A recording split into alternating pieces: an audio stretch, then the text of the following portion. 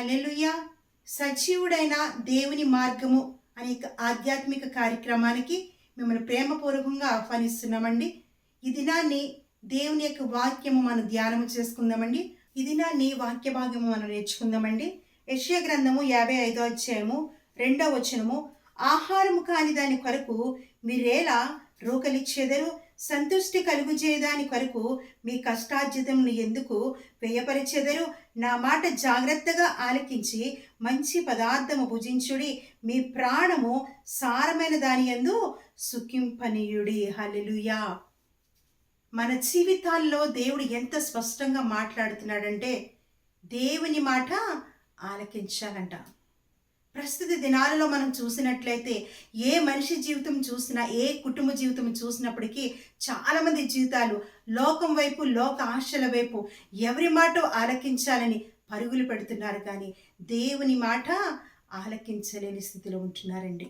ఈ ప్రస్తుత దినాలలో దేవుని మాట మనం ఆలకించే వారి ఉంటే గనక దేవుడు మన జీవితాలలో గొప్ప కార్యాలు చేయడానికి సిద్ధముగా ఉన్నాడు. బైబిల్ గ్రంథంలో మనం ఆలోచన చేసినట్లయితే ఎంతోమంది భక్తులు, ఎంతోమంది మనుషులు, ఎంతోమందితో దేవుడు మాట్లాడినప్పుడు దేవుని మాట ఆలకించారు. హల్లెలూయా. ఆలకించిన యొక్క భక్తులలో కొంతమంది గురించి ఈ దినాన్ని మనం నేర్చుకుందామండి. బైబిల్ గ్రంథంలో ఎంతోమంది భక్తుల గురించి పరిశుద్ధ గ్రంథంలో ఆది కాండం నుంచి ప్రకటన గ్రంథం మనం ఆలోచన చేసినట్లయితే ఎంతోమంది భక్తి పరులు ఉన్నారని బైబిల్ గ్రంథము మనకి వ్రాసి ఉంది. మనం నేర్చుకుంటూ ఉంటాం, కానీ వారి కొరకు ఆలోచన చేస్తూ ఉంటాం, కానీ మనం వారి కొరలాగా మనం బ్రతుకుచున్నామా లేదా? దేవుడు మన పట్ల ఎటువంటి ఆలోచన కలిగి ఉన్నాడు, ఏ విధముగా మనకి రక్షణ ఇవ్వబోతున్నాడు, దేవుడు మన జీవితాలు ఏ విధముగా కార్యాలు చేయబోతున్నాడని మనం ఎప్పుడైనా ఆలోచన చేసి ఉన్నామండి? ఆలోచన చేయాలి. కాబట్టి ఈ దినాన్ని కొంతమంది భక్తుల గురించి బైబిల్ గ్రంథంలో స్పష్టంగా రాసి ఉన్న భక్తుల గురించి ధ్యానాన్ని మనం నేర్చుకుందామండి. మొదటిగా ఆది కాండము 6వ అధ్యాయము 9వ వచనము 10వ వచనం మనం ధ్యానం చేద్దామండి. నోవహు వంశావళి ఇదే. నోవహు నీతిపరుడును తన తరములో నిందారహితుడనై ఉండెను. నోవహు దేవునితో కూడా నడిచినవాడు. హల్లెలూయా.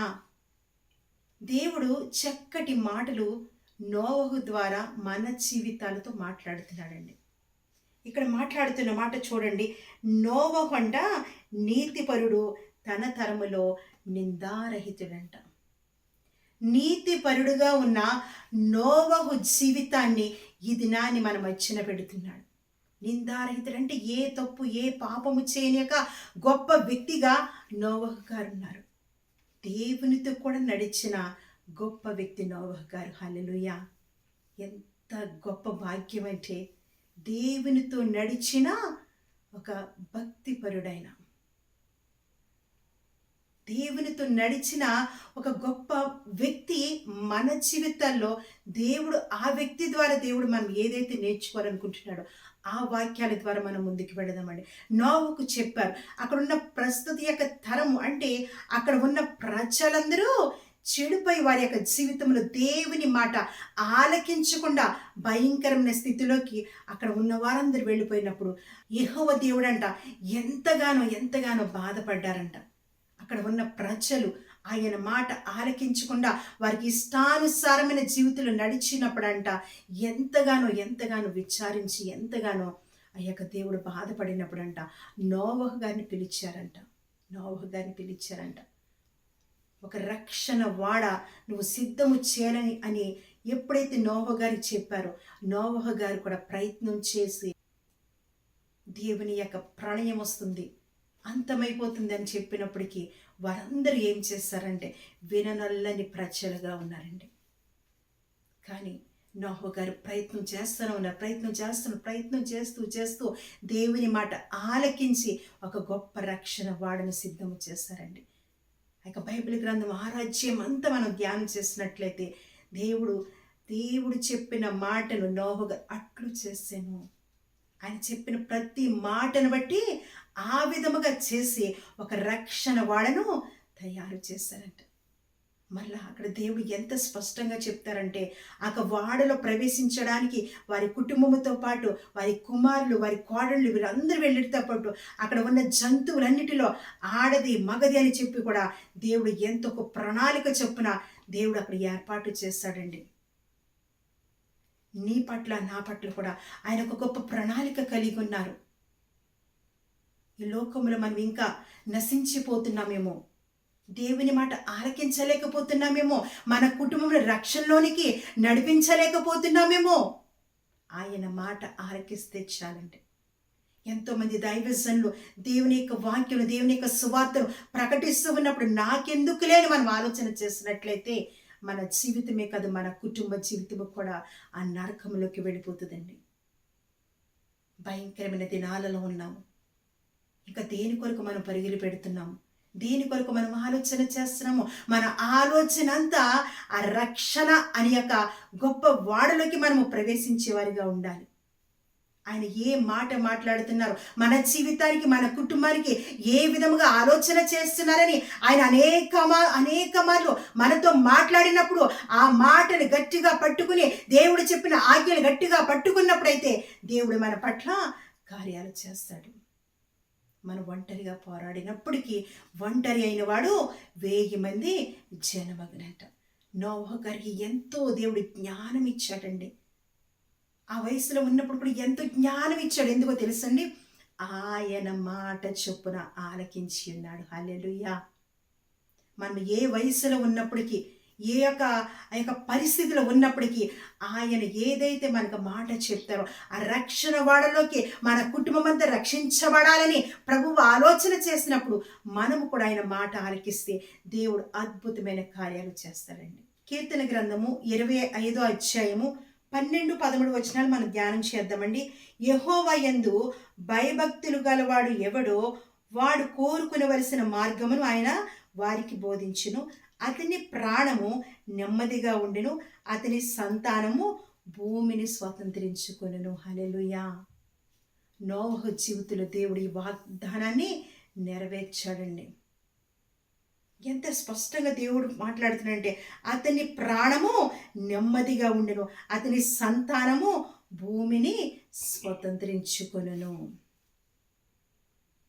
దేవుడు ఎప్పుడైతే మనతో మాట్లాడుతున్నారో, దేవుడు ఆజ్ఞల ప్రకారం మనం జీవించాలని ప్రభువారు ఎప్పుడైతే ఆలోచన కలిగి ఉన్నారో, మన యొక్క ప్రాణం అంట ఎప్పుడు నెమ్మదిగా ఉంటుందంట. మన కుటుంబం అంతా ఆశీర్వదించబడుతుందంట. భూమిని స్వతంత్రించుకుంటారంట. మన కుటుంబం అంతా భూమిని స్వతంత్రించుకోవడం అంటే ఈ లోకములో దేవునిని సంపాదించుకున్నట, దేవునిని ఆరాధన చేయుట, దేవునిని మహిమపరచుట. హల్లెలూయా. దేవునిని ఎప్పుడైతే మనం మహిమపరిచే వారు ఉన్నామో, దేవునిని ఎప్పుడైతే మనం ఆరాధన చేసేవారు ఉన్నామో, దేవుని యొక్క కార్యాలు అనేక మంది ప్రజల వచ్చిన మనం సాక్షులుగా ఉన్నామో, దేవుడు మన యొక్క రక్షణ వాడలో ప్రవేశించిన మన జీవితాన్ని ఇంకను నూతనమైన బలమును, నూతనమైన శక్తిని మన కుటుంబానికి ఇస్తాడండి. నోవహు గారికి ఎంతో స్పష్టంగా దేవుడు చెప్పిన వెంటనే ఆ వాడను సిద్ధం చేశారు కాబట్టి వారి కుటుంబం అంతా ఆ వాడలో ప్రవేశించి రక్షించబడ్డారు. దేవుని మాట ఆలకించిన తన జీవితంతో పాటు వారి కుటుంబం అంతా రక్షణలోనికి నడిపించబడింది. హల్లెలూయా. మన జీవితంలో కూడా దేవుని మాట మనం ఎప్పుడైతే ఆలకిస్తామో, మనతో పాటు మన కుటుంబం కూడా ఆ రక్షణ వాడలోకి ప్రవేశించడానికి దేవుడు మనకి కృపనిస్తాడు. రెండో యొక్క భక్తిపరుడు ఎవరు అని ఆలోచన చేసినట్లయితే, బైబిల్ గ్రంథంలో రాసి ఉన్న యోబు గారి జీవితం కూడా మనం ఆలోచన చేసినట్లయితే ఆ వాక్యం అందరికీ తెలుసు. ప్రతి ఒక్కరికి ఆ యొక్క యోబు గురించి ఎప్పుడైతే ఆలోచన చేస్తామో ఆ వాక్య భాగం ప్రతి ఒక్కరికి తెలుసు. కానీ ఈ దినాన్ని ఒక చక్కటి మాట ద్వారా బైబిల్ గ్రంథం మనం ధ్యానం చేసుకుందామండి. యోబు గ్రంథం 1వ అధ్యాయము 1వ వచనం మనం ధ్యానం చేద్దామండి. ఊజు దేశమందు యోబు అని ఒక మనుషుడు ఉండెను. అతడు యథార్థవర్తనుడును న్యాయవంతుడినై దేవుని యందు భయభక్తులు కలిగి చెడుతనము విసర్జించినవాడు. హల్లెలూయా. ఒక మనుష్యుడండి, ఊచు దేశమందు ఒక మనుష్యుడుగా ఉన్న యోబు గురించి ఈ పరిశుద్ధ గ్రంథములో ఈ దినాన్ని దేవుడు మనతో మాట్లాడుతున్నారు. ఆయన యథార్థవంతుడును న్యాయవంతుడును, దేవుని యందు భయభక్తులు కలిగి చెడుతనం విసర్జించారంట. హల్లెలూయా. ప్రతి మనిషికి భయభక్తులంటూ చాలామంది ఉంటాయి, కానీ చెడుతనము విసర్జించే వ్యక్తులుగా చాలామంది ఉండరండి. పరిశుద్ధాత్మ దేవుడు మనతో మాట్లాడుతున్న మాట ఏంటంటే, చాలామంది నీతిమంతులుగా ఉంటారు కానీ, చాలామంది యథార్థవంతులుగా ఉంటారు కానీ, దేవునికి ఇష్టలుగా మేము ఉన్నామనుకుంటాం కానీ, చాలామంది చెడుని విసర్జించే వారిగా ఉండరు. ఇంకా లోకం వైపు, లోకాశల వైపు వారు పరుగులు పెడుతూ ఉంటారు. కానీ ఒక మనుష్యుడి గురించి యోబు గ్రంథంలో దేవుడు ఈ యొక్క వ్యక్తి గురించి ప్రత్యేకించి రాసి ఉన్నాడంటే, ఆయన గురించి మనందరికీ తెలిసినప్పటికీ దేవుడు ఎంత చక్కటిగా మనకి మాట్లాడుతున్నారంటే, యోబు గ్రంథము 42వ అధ్యాయం 10వ వచనం. మరియు యోబు తన స్నేహితుల నిమిత్తము ప్రార్థన చేసినప్పుడు యెహోవా అతని క్షేమ స్థితిని మరలా అతనికి దయచేసెను, మరియు యోబునకు పూర్వము కలిగిన దానికంటే రెండంతలు అధికముగా యెహోవా అతనికి దయచేసెను. హల్లెలూయా. యోబు గురించి మనం ఆలోచన చేస్తున్నట్లయితే, ఆయన ఎంత యథార్థవంతుడిగా, న్యాయవంతుడిగా ఉన్నప్పటికీ తన బిడ్డలందరి కొరకు ప్రార్థన చేసే గొప్ప వ్యక్తిగా తను ఉన్నాడండి. ఒకే ఒక్క దినాన్ని వారి కుటుంబము నాశంలోకి వెళ్ళిపోయింది. తన ఆస్తి అంతా పోయింది. తన బిడ్డలు చనిపోయారు. ఇటువంటి పరిస్థితి అండి. అటువంటి పరిస్థితిలో మనం యథార్థతగా ఉన్నప్పటికీ యథార్థతను పోగొట్టుకుంటాము. కానీ ఆ యొక్క దేశంలో ఆ యోబు గారి గురించి మనం ఆలోచన చేసినట్లయితే, వారికి వచ్చిన భయంకరమైన పరిస్థితిని ఆలోచన చేసినట్లయితే, కానీ దేవునిని ఒక్క మాట కూడా అనకుండా యెహోవా ఇచ్చెను, యెహోవే తీసుకొనెను, ఆయన నామమునికే స్తుతి కలుగునుగాక. ఎంత చక్కటి మాట అండి. యోబు కొరకు మనం ఆలోచన చేసినట్లయితే పరిస్థితిలో ఆ యొక్క సాత్వికము తగ్గింపు కలిగిన ఒక గొప్ప వ్యక్తిగా యోబు గారు ఉన్నారు. తన జీవితంలో ఒక సాత్వికము తగ్గింపు కలిగిన గొప్ప వ్యక్తిగా యోబు గారు ఉన్నారని పరిశుద్ధాత్మ దేవుడు చెప్తున్నాడండి. తన జీవితంలో సర్వం కోల్పోయారు. బిడ్డలు కోల్పోయారు, ఆస్తులు కోల్పోయారు, తన శరీరం అంతా భయంకరమైన స్థితి.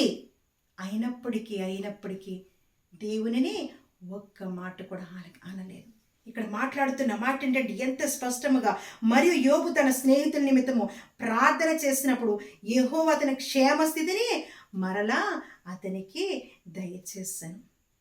అప్పటి వరకు క్షేమము లేదు, అప్పటి వరకు ఆరోగ్యము లేదు, అప్పటి వరకు తన యొక్క పరిస్థితుల్లో సమాధానము లేదు.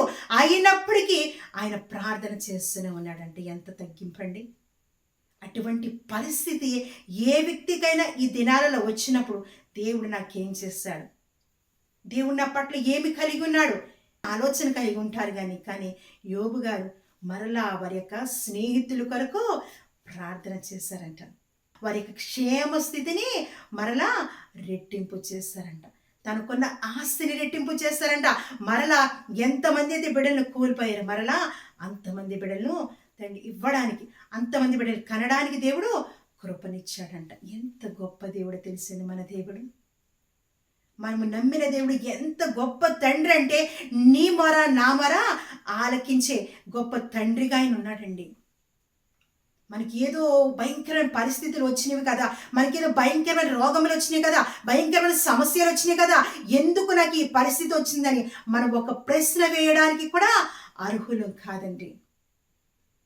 దేవుడు నన్ను సృజించాడంటే ఆయన ప్రణాళికలో, ఆయన ఉచితమైన కృపలో నీ పట్ల నా పట్ల ఒక దాచి ఉంచిన మేలు ఎంతో గొప్పది. హల్లెలూయా. నీ కొరకు నా కొరకు దాచి ఉంచారంటండి. మన శ్రమల్లో ఉండడం కానీ, మన కష్టంలో ఉండడం కానీ, మన రోగంలో ఉండడం కానీ ఆయనకి ఇష్టము కాదు. ఒక్కొక్కసారి మన జీవితాల్లో పరీక్షలు వస్తూ ఉంటాయి. మన ఓర్పుతో, సహనముతో దేవుని ఆజ్ఞల ప్రకారం ఎప్పుడైతే నడుస్తామో అప్పుడు దేవుడు మన పట్ల గొప్ప కార్యాలు చేస్తాడండి. యోబు జీవితంలో అదే విధంగా జరిగింది. యోబు జీవితంలో ఎన్నో అద్భుతాలు, ఎన్నో ఆశ్చర్యాలు. మొదటి స్థితి కంటే ఆ యొక్క కడవరి స్థితి రెండింతల ఆశీర్వాదం, రెండింతల క్షేమము, రెండింతల అభివృద్ధి తన జీవితంలో కలిగింది. ఎందుకు తెలుసండి? ఆయన మాట. దేవుని మాట ఆలకించినప్పుడు మన జీవితంలో ఎన్ని వచ్చినప్పటికీ, ఏది కోల్పోయినప్పటికీ, దేవుని పట్ల ఆలోచన కలిగి, దేవుడు మన పట్ల కలిగిన ప్రణాళిక ప్రకారం జీవించినట్లయితే, దేవుడు మన యొక్క స్థితి ఇప్పుడు కొద్దిగా ఉన్నప్పటికీ మరలా మన యొక్క స్థితి ఎలా ఉంటుందో తెలుసండి, అది ఎవ్వరూ ఊహించలేని స్థితి దేవుడు మనకి ఇవ్వబోతున్నాడు. హల్లెలూయా. మనం ఎలా ఉంటున్నాము? అంత నీతిమంతుడు, యథార్థవంతునికి ఎన్నో కష్టాలు వచ్చినప్పటికీ ఒక్క మాట కూడా మాట్లాడకుండా దేవుని యొక్క మాట చొప్పున, దేవుని యొక్క ఆజ్ఞల ప్రకారము నడిచి ఉన్నాడు కాబట్టి ఆయన యొక్క క్షేమ స్థితి, ఆయనకి ఇచ్చిన ఆశీర్వాదము రెండింతలుగా బలపడినది. మత్తయి సువార్త 5వ అధ్యాయము 5వ వచనం మనం ధ్యానం చేసినట్లయితే, సాత్వికులు ధన్యులు వారు భూలోకమును స్వతంత్రించుకుందురు. సాత్వికులు ధన్యులు వారు భూలోకమును స్వతంత్రించుకుందురు. పరిశుద్ధ గ్రంథంలో యోబు గురించి మనం ఆలోచన చేసినట్లయితే ఎంతో సాత్వికము, తగ్గింపు గల గొప్ప వ్యక్తి కాబట్టి ఆయన భూలోకముల మనం అందరము, దేవుని నమ్మిన మనమందరము, విశ్వాసులైన మనమందరము కూడా ఆయన మాటను మనము జ్ఞాపకము చేసుకుంటూ ఉంటాము. అటువంటి గొప్ప వ్యక్తి యొక్క బైబిల్ గ్రంథంలో రాసి ఉందండి.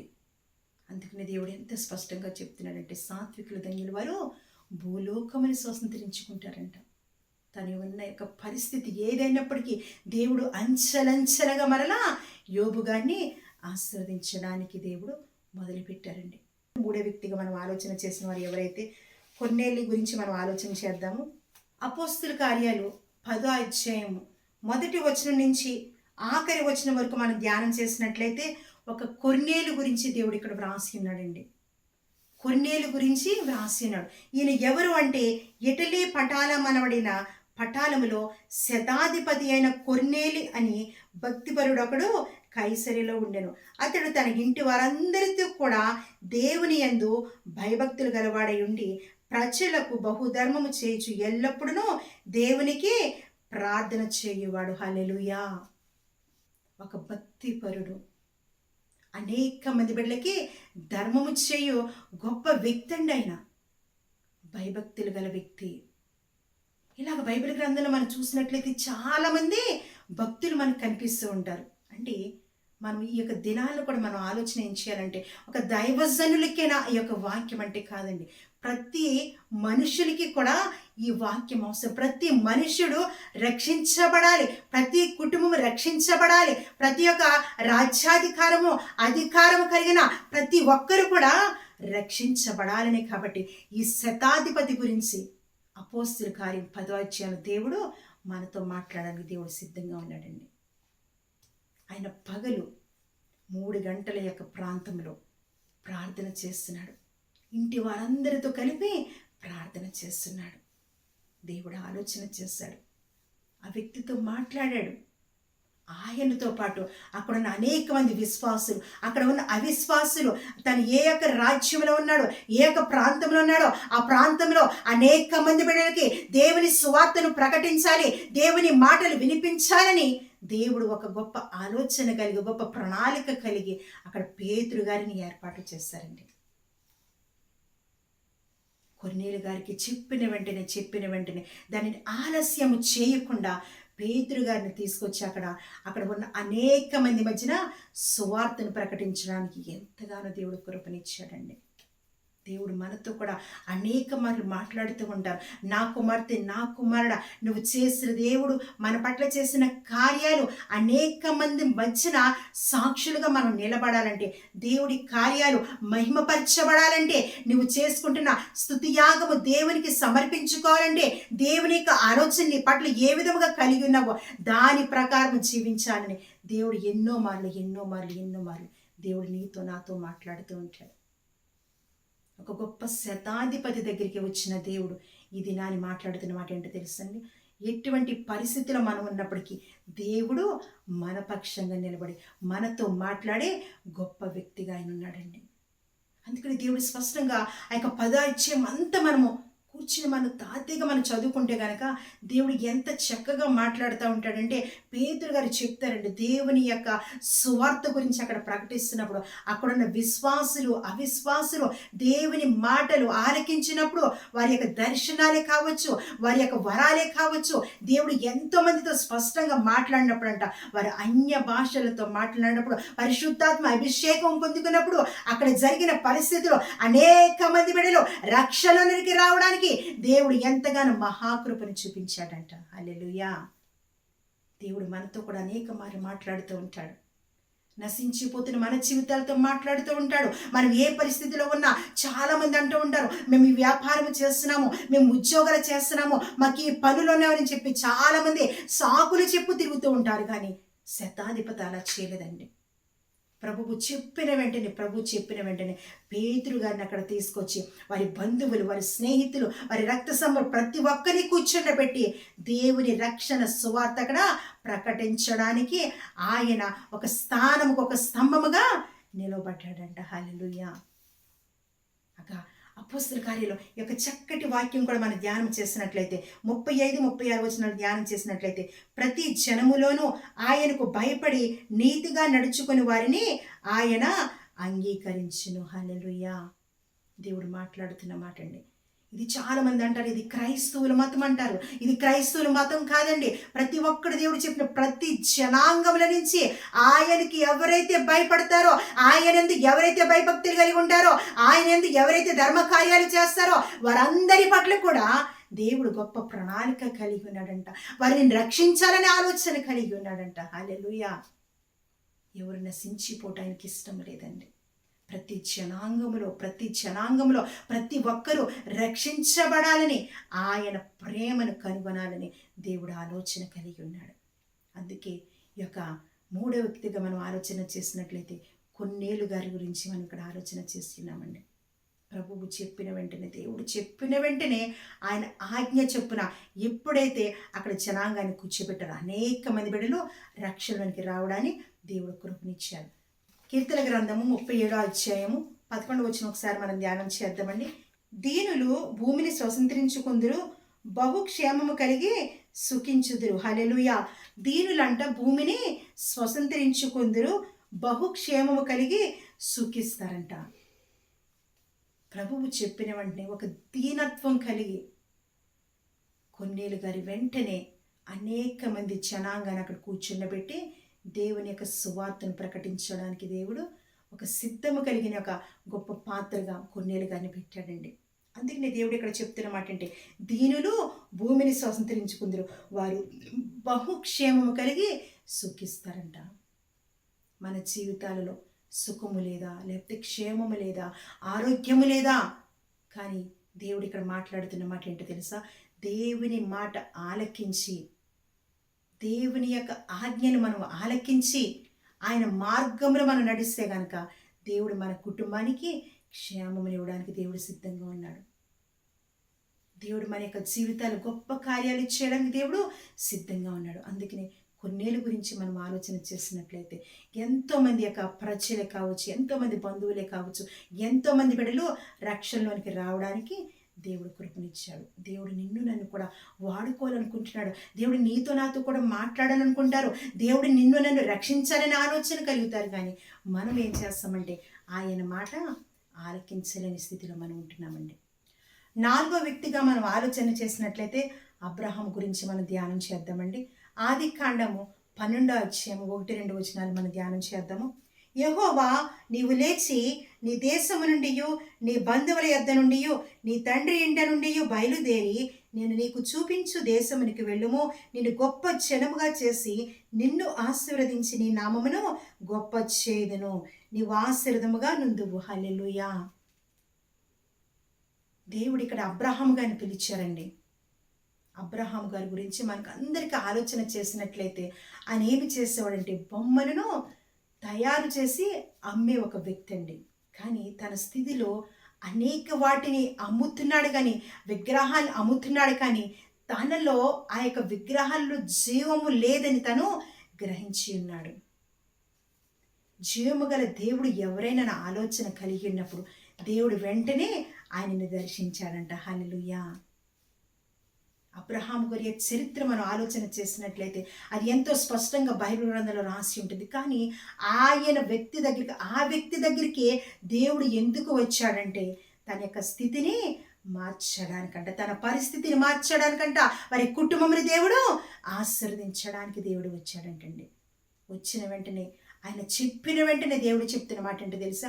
నువ్వున్న పరిస్థితి నుంచి, నువ్వున్న బంధువుల నుంచి, నువ్వున్న యొక్క దేశము నుంచి నేను చూపించు మార్గములు, నేను చూపించు దేశమునికి నువ్వు రమ్మంటే వెంటనే ఒక ప్రశ్న కూడా వేయకుండా ఆయన మాట చొప్పున బయటికి ముందుకు వెళ్ళడానికి ప్రయత్నం చేశాడంట. ఎంత గొప్ప వ్యక్తి అండి! ఎంత గొప్ప వ్యక్తి అబ్రహాము గారండి! ఆ వ్యక్తి జీవితాన్ని దేవుడు చూశాడండి. జీవము లేని ఆ విగ్రహాన్ని తను అమ్ముకున్నప్పుడు జీవమునిచ్చే యేసయ్యే దేవుడు తన దగ్గరికి వచ్చాడంట. హల్లెలూయా. మన పరిస్థితుల్లో కూడా చాలామంది జీవితాలు ఎలా ఉంటుందంటే నా పరిస్థితి ఏమిటని చాలామంది ఆలోచన చేస్తారు. కానీ నిత్యమైన దేవుని, నిత్యమైన రక్షణ, నిత్యమైన వెలుగునిచ్చే జీవితాలు మనము కలిగి ఉండలేము. ఏ మార్గంలో వెళ్ళాలి, ఏ విధంగా జీవించాలని కూడా చాలామంది సతమతం అవుతూ ఉంటారు. కానీ దేవుడి యొక్క పరిశుద్ధ గ్రంథంలో అబ్రహాము గురించి దేవుడు మనతో మాట్లాడుతున్నాడండి. జీవము గల యేసయ్య, జీవము గల దేవుడు తనను దర్శించడానికి వచ్చినప్పుడు వెంటనే దేవుని మాట చొప్పున ఆలకించి బయటికి ప్రయాణం చేసినప్పుడంట దేవుడు చెప్తున్నాడుగా, నీవును నీ ఇంటి వారి పరిస్థితులన్నిటిని కూడా నేను ఆశీర్వదిస్తానన్నాడండి. ఒక మాట కూడా ఆయన ఆలోచించలేదు. దేవుడు మాట్లాడారు, దేవుడు చెప్పారు, నా పరిస్థితిని మారుస్తానన్నారు, దేవుడు నాకు గొప్ప జనాంగాన్ని ఇస్తానన్నాడని ఆలోచన కలిగినాడు. కానీ నేను వృద్ధాప్యంలో ఉన్నాను కదా, నాకు జనాంగం ఏంటి, నాకు బిడ్డలేంటి, నా పరిస్థితి ఆశీర్వాదం ఏంటని చెప్పి ఆయన ఆలోచన చేయలేదండి. కానీ దేవుని మాట నమ్మాడు. దేవుని మాట ఎప్పుడైతే చెప్పిన వెంటనే ఆయన ఆలకించి తన ప్రయాణం ముందుకి కొనసాగింపచేస్తారు. వెంటనే ఆశీర్వాదం తన జీవితంలోకి ఎంత ధారాళంగా వచ్చిందంటే ఎంతోమందికి ఒక తండ్రిగా నిలబడిన వ్యక్తిగా ఉన్నాడు. హల్లెలూయా. గల్తీలు రాసిన పత్రిక 5వ అధ్యాయం మొదటి వచనం దేవుడు ఎంత స్పష్టంగా మనతో మాట్లాడుతున్నారంటే, ఈ స్వాతంత్ర్యము అనుగ్రహించి క్రీస్తు మనల్ని స్వతంత్రులుగా చేసి ఉన్నాడు. కాబట్టి మీరు స్థిరముగా నిలిచి మరలా దాస్యమును కాడి క్రింద చిక్కుకొనకుడి. దేవుడు ఇక్కడ ఎంత స్పష్టంగా ఈ స్వాతంత్ర్యం అంటే దేవుడు మనకి ఇచ్చిన రక్షణ అంట ఆయన మనకి అనుగ్రహించాడు, ఉచితముగా అనుగ్రహించాడు. నీ జీవితానికి, నా జీవితానికి నిన్ను నన్ను పిలిచిన దేవుడు ఉచితముగా నీకు నాకు రక్షణను అనుగ్రహించాడంట. మరలా దేవుడు చెప్తున్నాడు, క్రీస్తు మనల్ని స్వతంత్రులుగా చేసినాడు. హల్లెలూయా. దేవుడు తన బిడ్డలుగా, తన దాసులుగా మనల్ని చేసినాడు. తన కృపతో నింపబోతున్నాడంట తన జీవితాన్ని. దేవుడు మన జీవితాన్ని గొప్ప కార్యములు చేయడానికైనా సిద్ధముగా ఉన్నాడంట.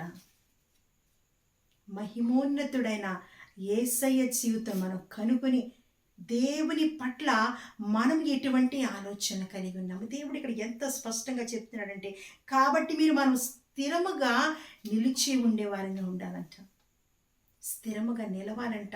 రక్షణలోకి వచ్చిన మనము మన యొక్క జీవితం స్థిరముగా నిలిచినట్లయితే మరలా మనము లోకం వైపు చూడమండి, లోకాశల వైపు చూడము. రక్షణ మనం గట్టిగా పట్టుకుని ఆ రక్షణని ఎప్పుడైతే విడిచిపెడతామో మరలా మళ్ళీ దాస్యమనే కాడి క్రిందికి వెళ్ళిపోతామంట. పాత జీవితము, రోత జీవితము మరలా ఆ యొక్క జీవితంలోకి వెళ్ళడానికి దేవుడికి ఇష్టము కాదండి. నీకు దేవుడు ఉచితంగా రక్షణ ఇచ్చాడు, నీ కుటుంబానికి ఉచితంగా రక్షణ ఇచ్చాడు. ఆయనలో మనము స్థిరముగా నిలవాలని దేవుడు చెప్తున్నాడండి. ఇక్కడ ఎంతోమంది భక్తులు మనం చూసాం, వారు స్థిరముగా నిలబడ్డారు. వారికి కష్టం వచ్చినా స్థిరముగా నిలబడ్డారు, వారికి ఇబ్బందులు వచ్చినా స్థిరముగా నిలబడ్డారు, వారికి రోగములు వచ్చినా స్థిరముగా నిలబడ్డారు. కాబట్టి దేవుడు వారిని, వారి కుటుంబాన్ని ఆశీర్వదించి ఈ బైబిల్ గ్రంథంలో గొప్ప భక్తులుగా దేవుడు మనతో మాట్లాడి ఉన్నాడు. రక్షించబడిన మన జీవితాలలో ఇంకను అనేక సార్లు దేవుడు మనతో మాట్లాడినప్పుడు ఆయన మాట చొప్పున మనం జీవించినట్లయితే, ఏదైతే ఆజ్ఞలు ఇచ్చారో ఆజ్ఞల ప్రకారం మనం జీవించినట్లయితే దేవుడు మన పట్ల గొప్ప కార్యాలు చేయబోతున్నాడు. కాబట్టి ఈ యొక్క భక్తుల ద్వారా మన జీవితంలో ఇంకను గొప్ప మేలును పొందుకునే కృపను దేవుడు మనకి ఇస్తాడు. కాబట్టి దేవుడి యొక్క వాక్యం ద్వారా మన జీవితాల్లో ఎటువంటి ఆలోచన కలిగి ఉన్నారో ఆలోచన ప్రకారం మన జీవితం దేవుడు తన పరిశుద్ధ వాక్యమును దీవించి ఆశీర్వదించును గాక. ఆమేన్.